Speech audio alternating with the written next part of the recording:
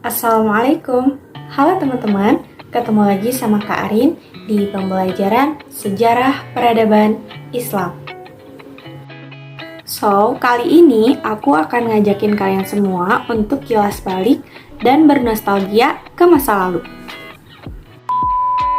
Eits, bukan masa lalu yang aneh-aneh ya, tapi masa lalu yang akan kita kilas balik adalah masa lalu yang patut dan sangat penting untuk diperingati oleh setiap muslim.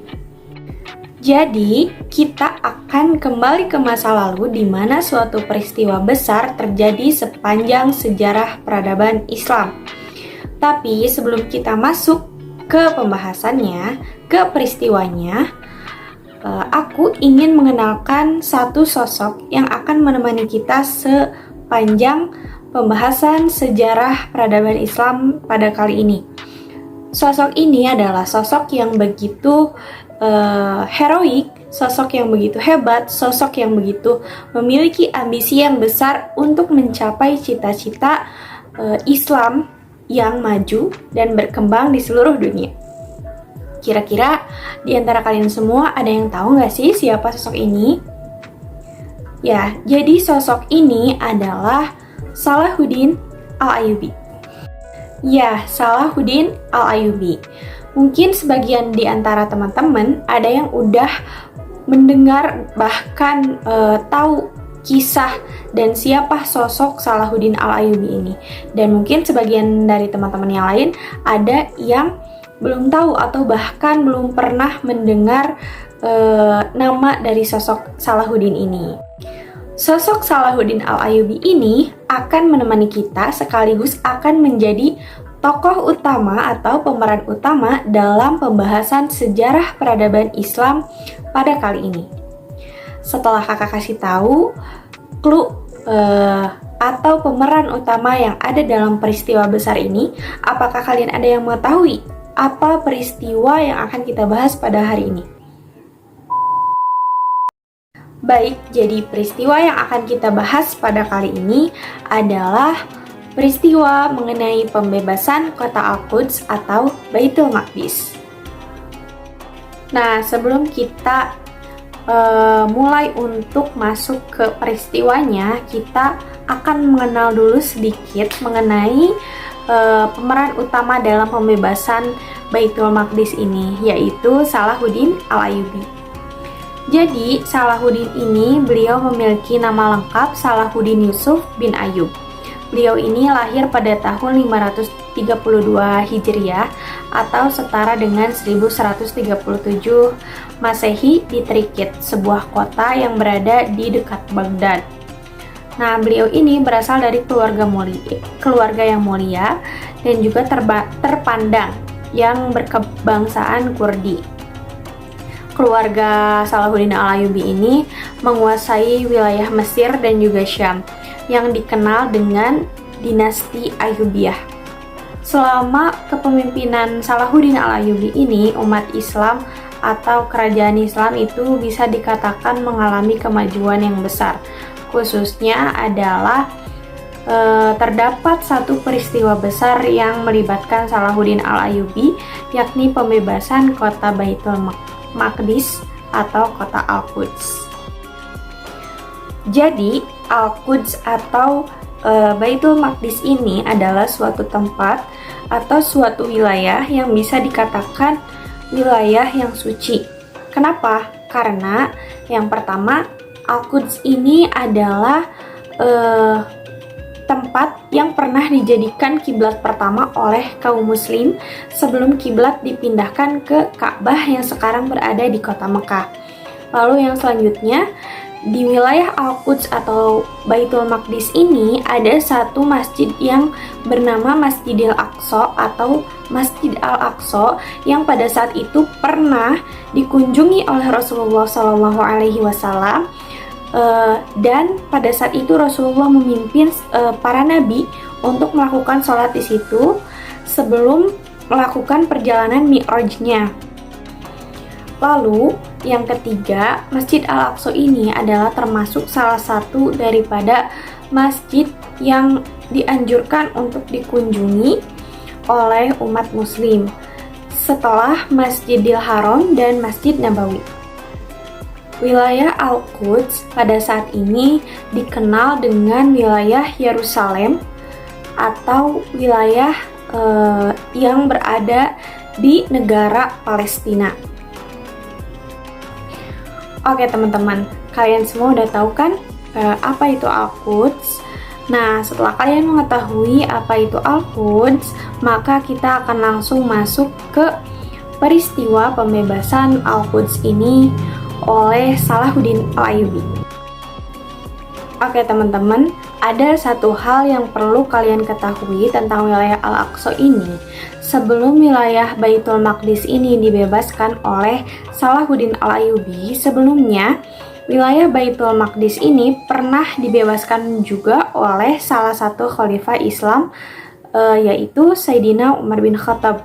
Pada saat itu, kepemimpinan umat Islam itu sedang berada dalam kemajuan. Maka dari itu, umat Islam sampai bisa mengalahkan dua imperium besar di dunia pada saat itu, yaitu ada kerajaan Romawi dan juga ada kerajaan Persia.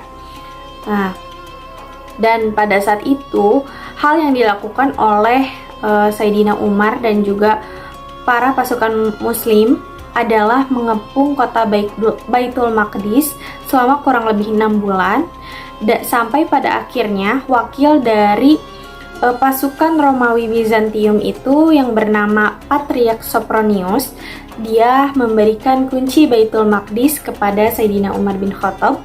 Dan pada saat itu Baitul Maqdis pun bebas dan diserahkan kepada umat Muslim. Nah, setelah wilayah Al-Quds atau Baitul Maqdis ini dibebaskan oleh pasukan Muslim di bawah kepemimpinan Sayyidina Umar bin Khattab, seiring berjalannya waktu, wilayah Al-Quds ini tetap berada di dalam genggaman umat Islam, dan dengan munculnya dinasti-dinasti besar seperti dinasti Umayyah, dinasti Abbasiyah, dan lain sebagainya, hingga adanya dinasti-dinasti kecil. Dan pada saat itu ada dinasti Fatimiyah dan juga dinasti Saljuk. Pada masa kedua dinasti ini, pertikaian-pertikaian itu mulai muncul yang memicu sebab terjadinya perebutan Baitul Maqdis nanti.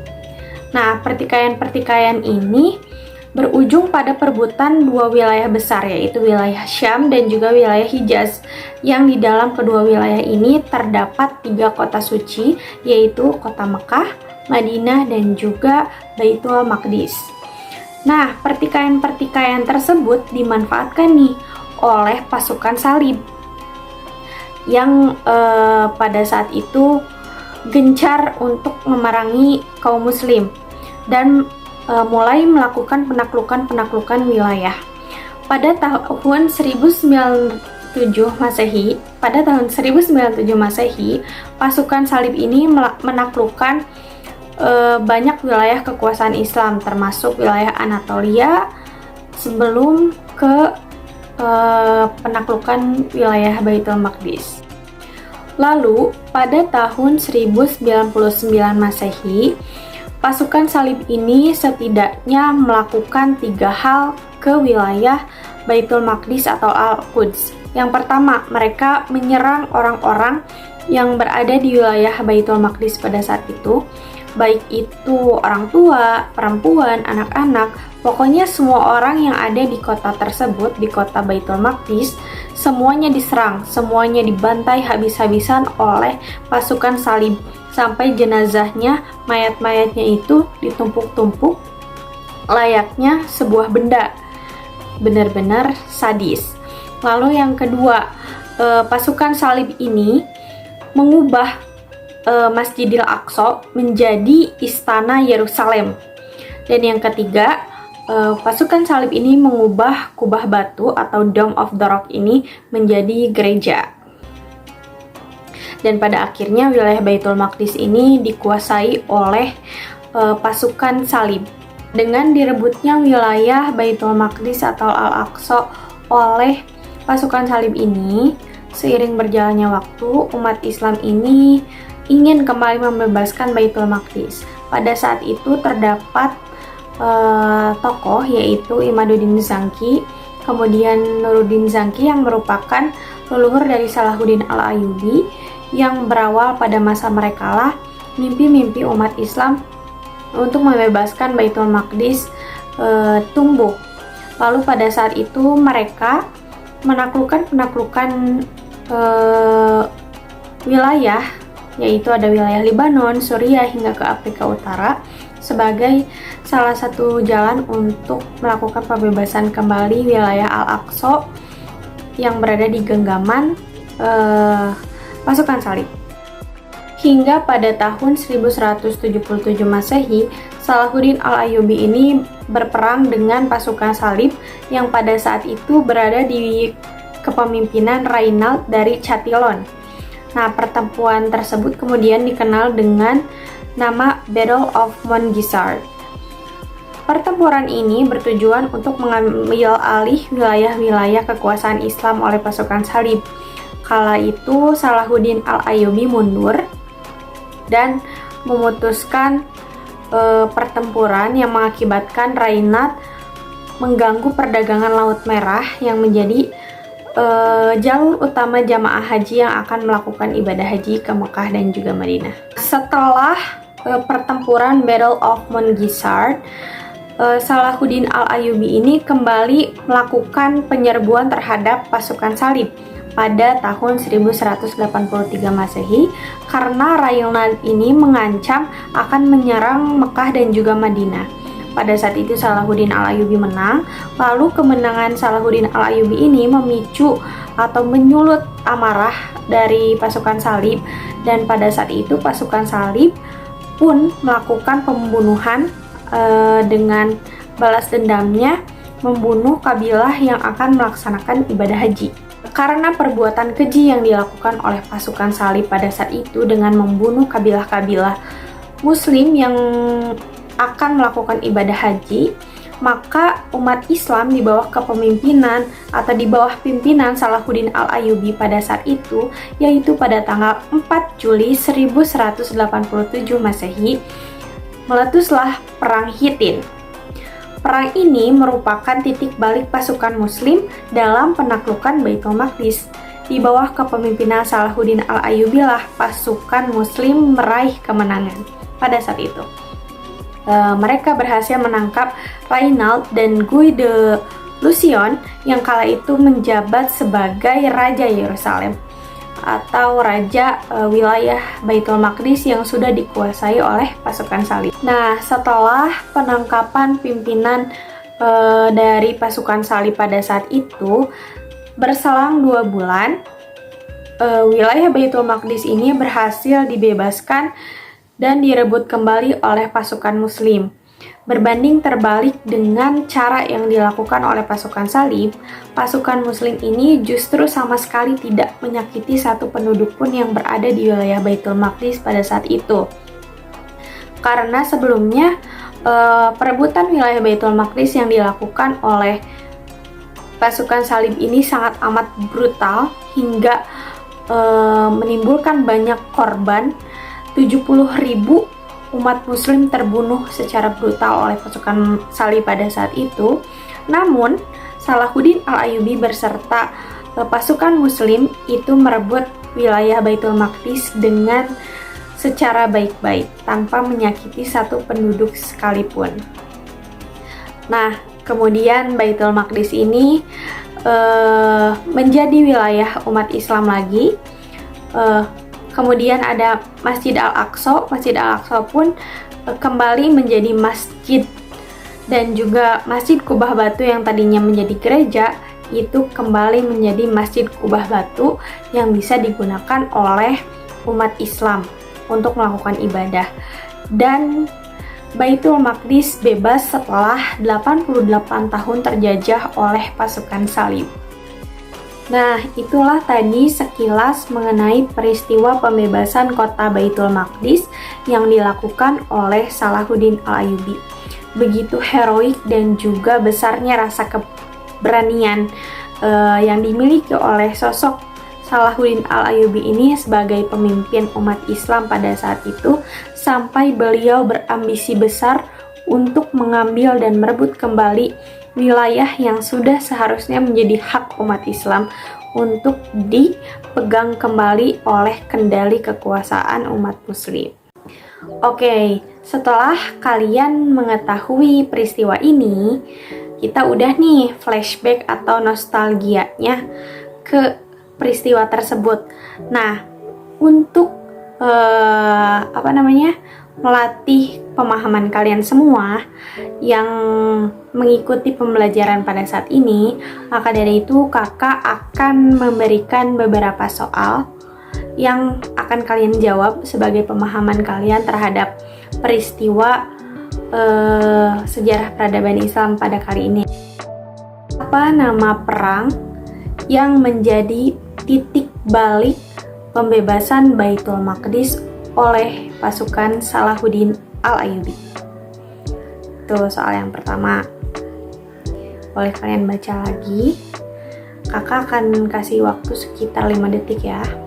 1, 2, 3, 4, 5. Apa jawabannya?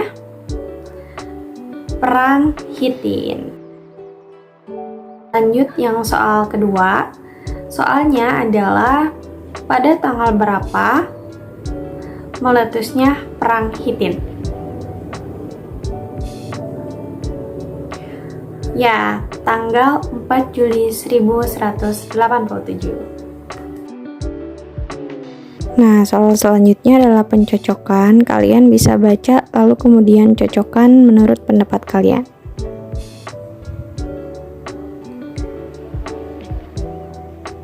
Oke, dan jawabannya adalah ini. Nama asli dari Salahuddin Al-Ayyubi. Jawab yang kanan atau yang kiri? Ya, jawabannya adalah yang kanan. Nama aslinya adalah Salahuddin Yusuf bin Ayyub. Pada saat perebutan wilayah Baitul Maqdis, pasukan Salib mengubah Masjid Kubah Batu menjadi kanan atau yang kiri?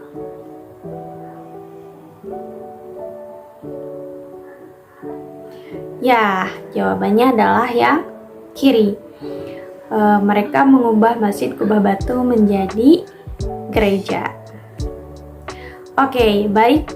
Sekian pembahasan mengenai pembelajaran sejarah Islam pada kali ini mengenai pembebasan wilayah Baitul Maqdis oleh Salahuddin Al-Ayyubi.